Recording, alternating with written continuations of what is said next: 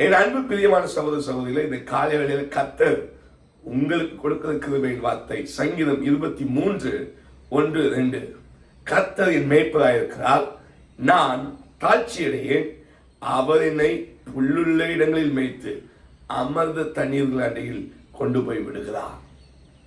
தாவீது தேவனோடு இருக்கிற உறவை அவர் ஒரு மேய்ப்பனாகவும் தாவீது ஒரு ஆடாகவும் அதை ஒப்பிடுகிறார். இன்றைக்கு கர்த்தர் உங்களுக்கு மேய்ப்பராக இருக்கிறார், நாம் அவருக்கு ஆடுகளாக இருக்கிறோம். ஒரு மேய்ப்பன் தன்னுடைய ஆட்டை எப்படி பராமரிக்கிறானோ அதே போல கர்த்தர் உங்களை பராமரிக்கிறதா இருக்கிறார், உங்கள் தேவைகளை சந்திக்கிறதா இருக்கிறார், உங்களை வழிநடத்துகிறதா இருக்கிறார். எங்கே வழிநடத்துகிறார்? எங்கே கொண்டு செல்கிறார்? புல்லுள்ள இடங்களில் மேய்த்து ஆகாரத்தின் தேவைகள் ஒரு குறைவில்லாதபடி உங்கள் குடும்பத்தை, உங்கள் வாழ்க்கையில எல்லா தேவைகளையும் சந்தித்து, ஆகாரத்தின் தேவைகள் மாத்திரமல்ல மற்ற எல்லா தேவைகளையும் சந்தித்து அவர் வழிநடத்த வல்லவராய் இருக்கிறார். ஹல்லேலூயா, ஹல்லேலூயா. சங்கீதக்காரன் சொல்லுகிற வார்த்தை, நாங்கள் தீயையும் தாண்டி வந்தோம், தண்ணீரையும் தாண்டி வந்தோம், மனுஷரின் தன் மீது ஏறி போக பண்ணினீர், ஆனால் எங்களை செழிப்பான தேசத்திலே, ஹல்லேலூயா, ஹல்லேலூயா, புல்லுள்ள இடங்கள், அமர்ந்த தண்ணீர், செழிப்பான தேசத்திலே ஒரு மேய்ப்பன் தன் ஆட்டை இப்படிப்பட்ட செழிப்பான இடங்களுக்கு வழிநடத்தும் போது அந்த வழிநடத்தப்படுகிற பாதை, தாவீது சொல்ற வார்த்தை 4ஆம் வசனத்திலே, மரண இருளின் பள்ளத்தாக்கு.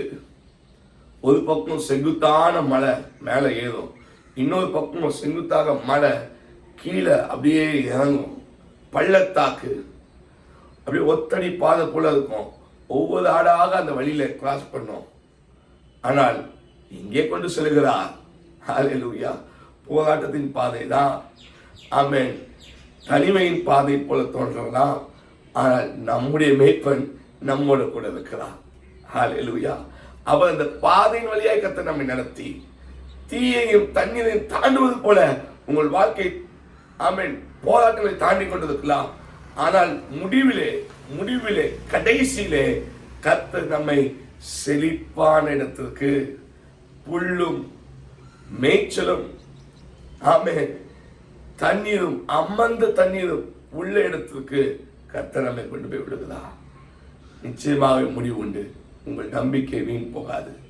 இந்த போராட்டத்தின் பாதையை நீங்கள் கடந்து சென்று மேய்ச்சலை கண்டடையும்படியாக, ஆமென், ஆசீர்வாதங்களை பெற்றுக்கொள்ளும்படியாக, உங்கள் தேவைகள் எல்லாம் சந்திக்கப்படும்படியாக கர்த்தர் உங்களை ஆசீர்வதித்து நடத்துவாராக. அவர் மேய்ப்பர், நாம் அவருக்கு ஆடுகளாக இருக்கிறோம்.